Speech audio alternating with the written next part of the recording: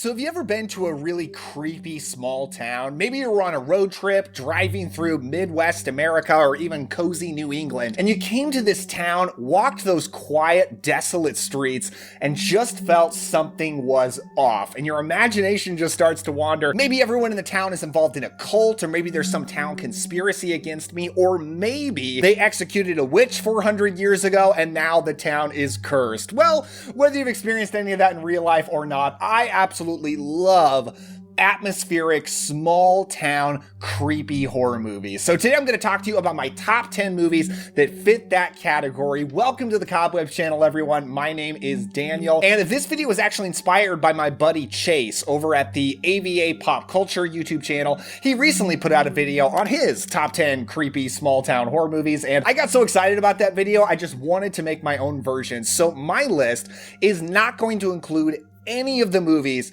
that he talked about. I just eliminated all of those from contention, like John Carpenter's The Fog, one of my favorite horror movies, but he rightfully talked about it, so it's not going to be on my list. So you can watch this video for my picks and then check out his video for another 10 picks that fit this category. I put the link to his video in the description down below. And a couple other parameters. I wanted to keep this list separate from suburban horror or rural horror. So basically, if a movie really takes place more in a suburb, like John Carpenter's Halloween, or maybe even Fright Night, not counting that. It has to be like about a town itself. And then rural horror, like Pumpkinhead. I mean, you could call this a town maybe, but I feel like it's more just backwoods, middle of nowhere. It's got to feel like an actual functioning town. And I decided for all of my picks, the town itself has to be important to the plot of the movie. And that's why I eliminated Chuck Russell's The Blob. I love The Blob. It's one of my favorite horror movies. I love the small town atmosphere of it, but the town itself doesn't really matter. The blob could have crash landed anywhere and the movie would have been the same, just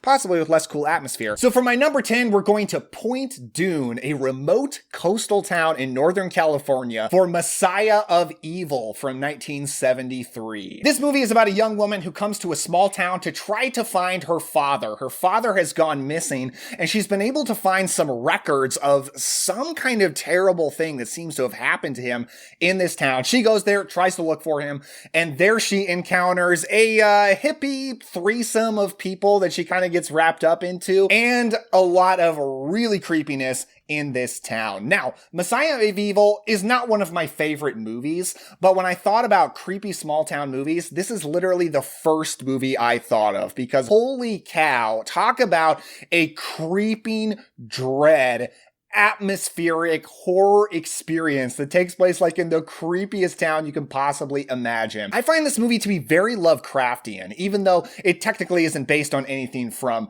Lovecraft, but this is an example of a movie about a town that's all under a cult. Some kind of undead cult. People that have been turned into just some kind of dead flesh-eating shell of their former self. And listening to the records that her father left, you hear it in narration throughout the movie about how it's happening to him, how he's being slowly consumed by the evil that exists in this town and being turned into something inhuman, the thing that's happened to all the people of this town. Super, super creepy. Now, there's two scenes that really stand out in this movie that just personify creepy small town horror. And that's one where a woman goes into a grocery store and discovers things are not right in there and all of the people are staring at her and then begin to attack her. It perfectly captures the feeling of dread when you just feel like you don't belong somewhere and everyone is going to, well, try to eat you. I don't know if you've ever felt like that, but you know, it can happen. And then the other one is in a movie theater. First of all, I just love that this movie lets me go into a small town 1970s movie theater. I just love the look of the snack bar and everything about it. I love old movie theaters.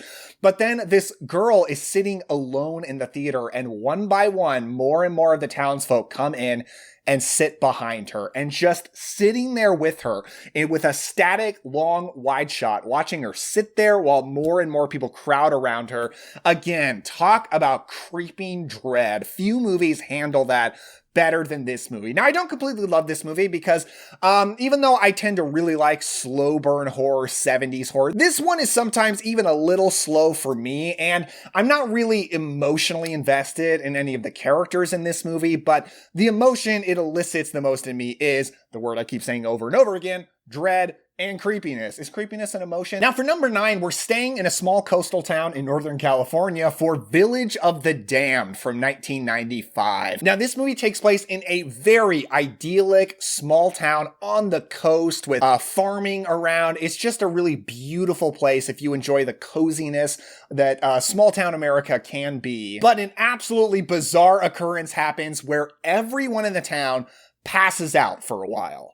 And when they wake up, every woman who is able to be pregnant is now pregnant, and nobody knows why. It's super creepy. And then when all the kids are born, they turn out to be super creepy kids who might just be up to no good. Now, this is actually a remake, or you could also call it another adaptation of the book that they're originally based on, of a horror movie from the 60s, a British horror film, Village of the Damned. Now, I completely understand if you prefer the original. A lot of people don't like this remake, but this remake is directed by John Carpenter, and John Carpenter is my favorite director of all time, and that's, I think, why I prefer the remake, just because it looks like a Carpenter film. It's absolutely gorgeous. It sounds like a Carpenter film because he does the score, and I think it's like low-key one of his best scores. It sounds amazing. So they're both very similar movies. They both follow the same plot pretty closely. I just like the feeling of this one more, and if we're talking about small town atmosphere, this is the one that gives you that atmosphere much, much more, much better. Now, I really enjoy this film. You do have that atmosphere I was talking about. I love the just very bright and colorful look that this movie has. But also, I like the cast in here. The lead is Superman himself, Christopher Reeve. You've also got Kirstie Alley in a role. And you've also got Mark Hamill as the kind of creepy reverend of this little town. And this is just, it's a good creepy kid movie. Creepy kids is admittedly not one of my favorite genres, because I'm generally not that creeped out by kids, and I wouldn't say I really am for this movie either, but this is just a world that I really enjoy living in. I think this is actually one of Carpenter's most underrated movies. Now for number 8, let's finally move away from California into New England, Devonsville, Massachusetts specifically, for the Devonsville Terror from 1983. Now this movie opens up 300 years in the past, where the townsfolk of Devonsville burn and execute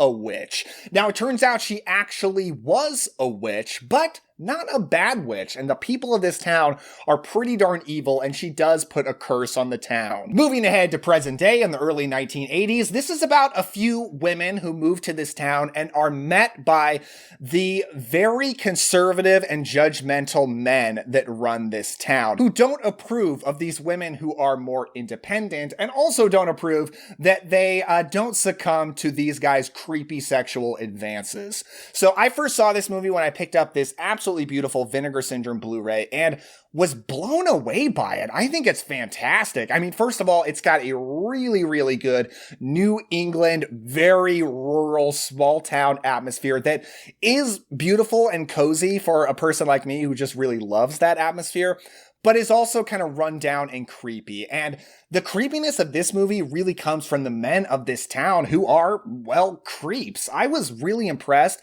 how this movie just put me into the shoes of being a woman being hit on by creepy dudes. Obviously, I've never had that experience, but this movie just, it brought that empathetic feeling out of me, and I was very impressed with how this movie was directed, how it accomplished that. You know, witch movies often run into the problems of, in reality, in New England, like say in the Salem witch trials, people were executing innocent people for a lot of ridiculous reasons, because of superstition, because of jealousy, and just trying to get rid of people that they don't like. But a witch horror movie has to posit that there actually was a witch and that those people were actually right, because that's what makes it a horror movie, right? But this movie kind of has its cake and eats it too, where the woman is a witch. She does put a curse. You do get a cool devil monster in this that you can kind of see an illustration of on this cover. But it's really the horror of the men that execute her. That's actually the scariest part of the movie. So I thought the way the movie balanced those two things was really impressive. Now for number 7, let's actually get out of the United States and go to the small Spanish fishing town of Imboca with Stuart Gordon's Dagon from 2001. Now this film is based on the H.P. Lovecraft story Dagon, although very, very loosely. And the movie follows a few people who are out sailing and run into a bit of a shipwreck. Two of them are able to get to shore to get help into this small town. And there they discover the townsfolk are part of a half fish, half human cult that worships a god called Dagon. Now, the backstory that you learn in this movie is so interesting, and it's kind of folk horror-like, where years ago the town had fallen on some very hard times, and somebody came into town to teach them about the god Dagon and persuades them to move away from the Christian religion and into worshiping this ancient god of the sea. And they do end up doing that. They are able to prosper, which I like how folk horror really talks about how far people will go in order to have their community survive. And that's what this is very much about. They are able to survive and thrive, but have to give human sacrifices to this god, have to let this god mate with their women, and therefore produce half human, half fish, hybrid mutant monsters. And now the town is like entirely populated by these people. And our two main characters have got to figure out how to survive and get the heck out of there. So you want to talk about creepy small town? Holy cow, this is a creepy small town. Most of the movie takes place at night in the rain. It's an incredibly drenching wet movie. And I really like the practical effects of the fish monsters, the hybrids. There actually is some CGI in this movie, which really does not hold up, does not look good. But I don't know, I almost feel like we're at the point where early 2000 CGI is becoming a little bit charming. I don't know, maybe I'm stretching there, but it really doesn't bother me in this movie.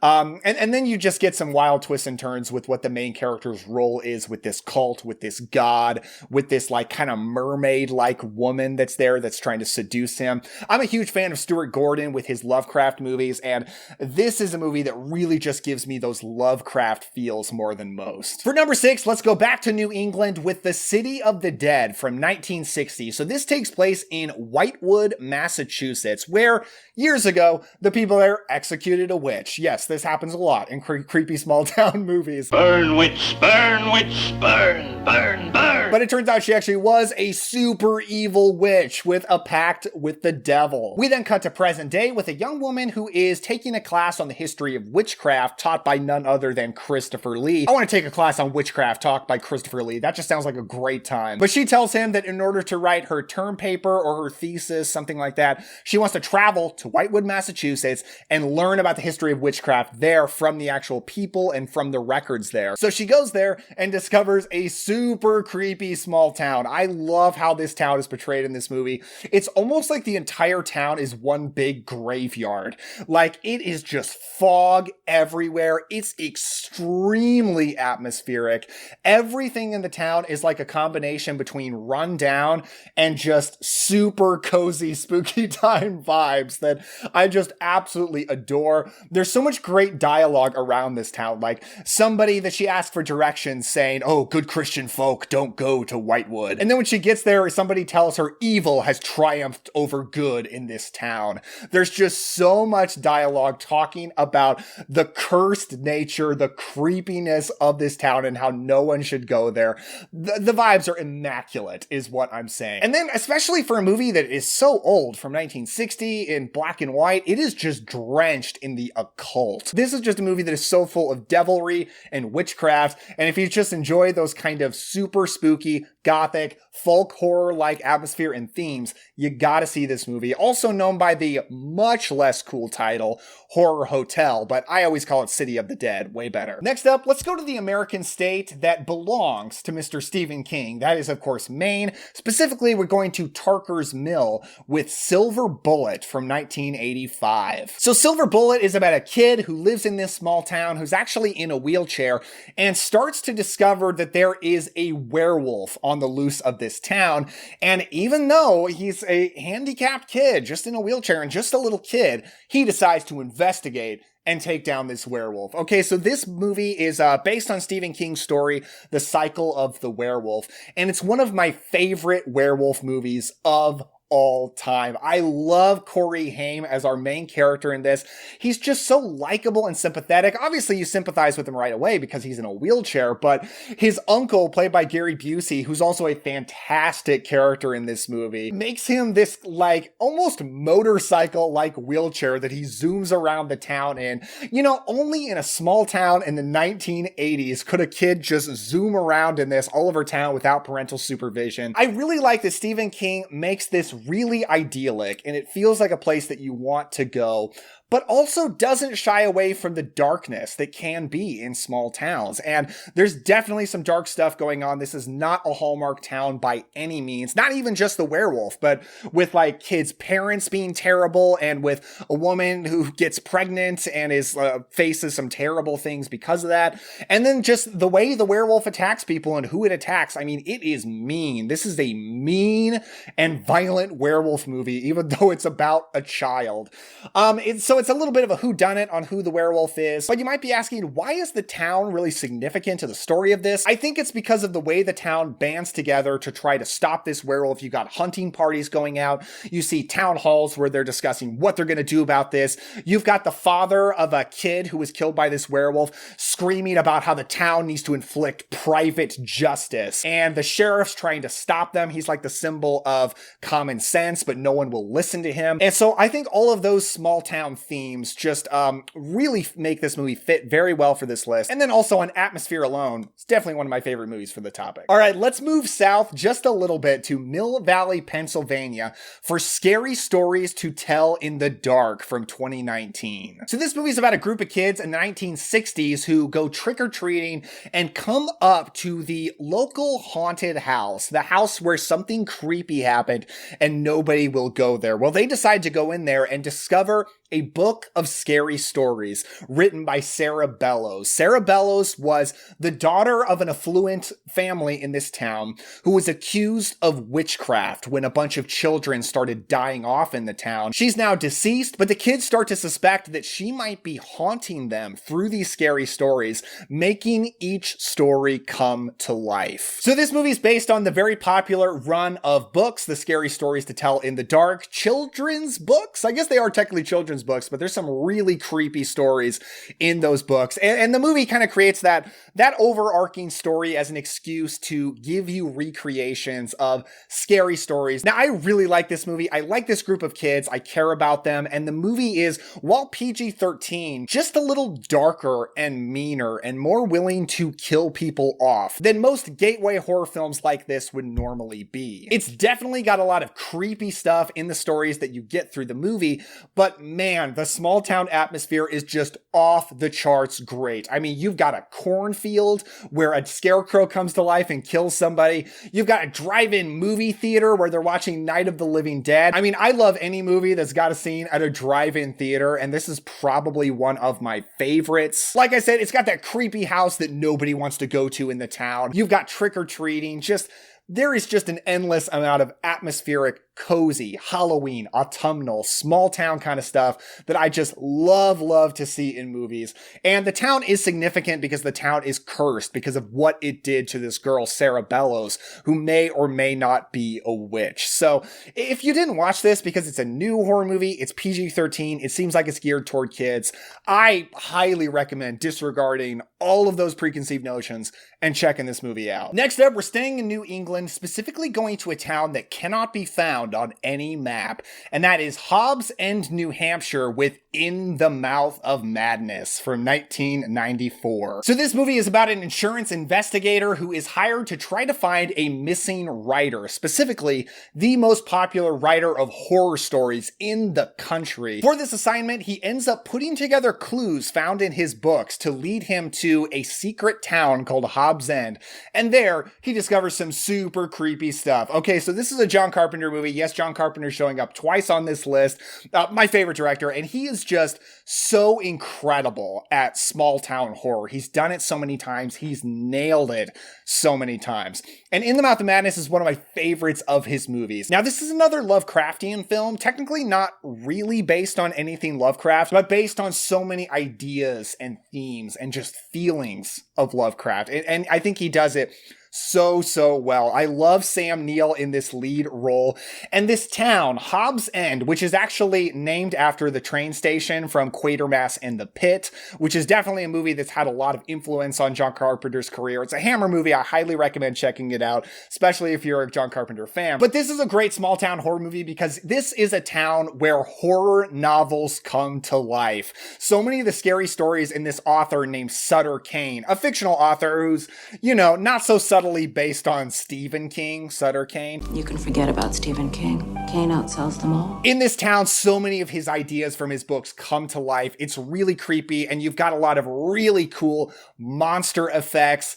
You've got a creepy church in the town, a picturesque main street, as Sam Neill points out, but empty and desolate. You've got the small country inn where they go to that's run by a sweet old lady who might not be the sweet old lady that she seems. This is just a movie that personifies in the very plot of the movie, in the very dialogue of the movie, that it is a picturesque Americana small town where there is so much creepiness and horror under the surface. Plus, it's a town that you literally can't leave even if you want to. So yeah, it's just perfect for this topic. But at my number 2, even though this is my number 2, this is my favorite horror small town of all time. A place with a witching influence in the air where residents begin to grow imaginative, dream dreams, and see apparitions, such as a headless horseman. And that is Sleepy Hollow, New York, in Sleepy Hollow from 1999. So of course, this is the classic Tim Burton movie about Ichabod Crane, a police inspector who's called into Sleepy Hollow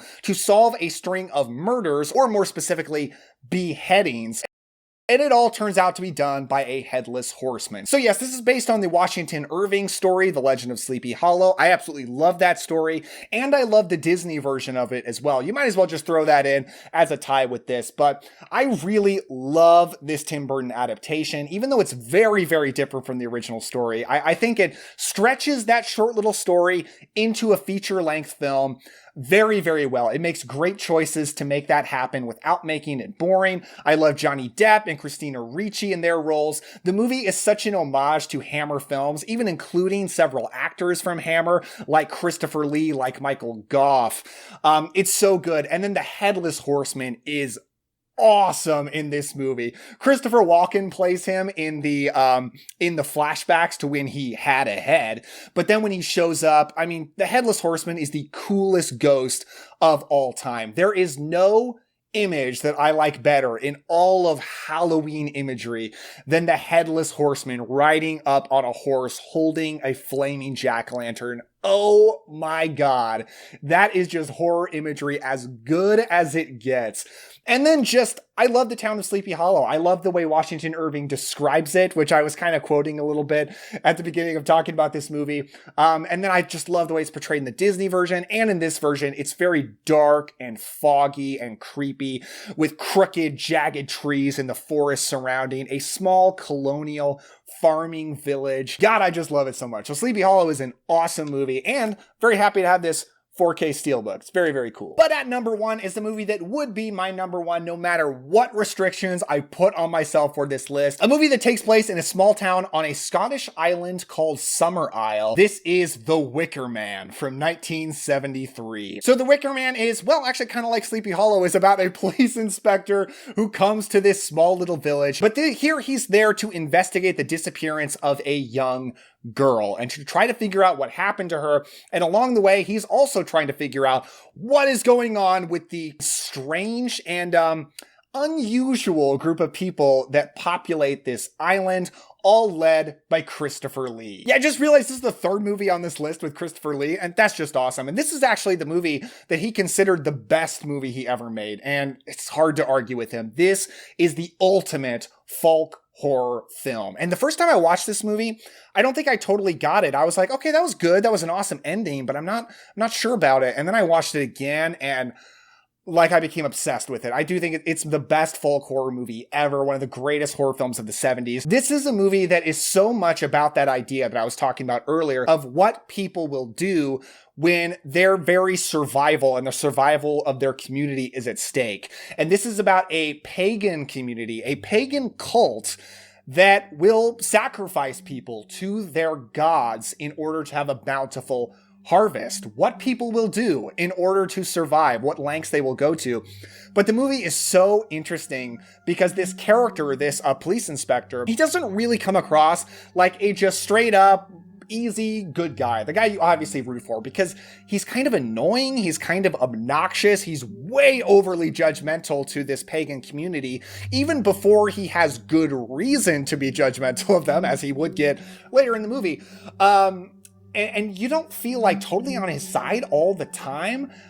So it's just so interesting watching him clash with this community and having them debate their conflicting worldviews, and also watching this community give him every out that they can, and him never taking it, never leaving, and therefore sealing his fate. So this is an incredible folk horror movie with so many ideas, but it's kind of the ultimate creepy small town horror movie. Now, not in terms of atmosphere necessarily. I love the atmosphere of this film, but it's not as obviously creepy. A lot of the movie is bright and vivid and beautiful, and you actually get like drawn into this cult and their way of life, and the music. This is kind of a musical with so much good music that these people create as well. It's so easy to get drawn in by this creepy town, as opposed to a lot of the other creepy towns that you would not want to go to. But this is a one that will attract you, and that will be your doom. And that's why I think it is an awesome movie for number one. I love The Wicker Man, one of my favorite movies of all time. Gotta top the list. So that's my list, but I want to know yours. What other creepy small town horror movies do you love? And if you enjoyed this, check out this video right over here for my top 10 farmland atmosphere horror movies, as well as this playlist with all of my atmosphere-based top 10s that I've done on the channel. I love doing top 10s based around a certain kind of atmosphere. Definitely plan to do more in the future. Give a like and a subscribe if you enjoyed this. Thank you so much. Don't forget to have some fun today, and I will see you next time.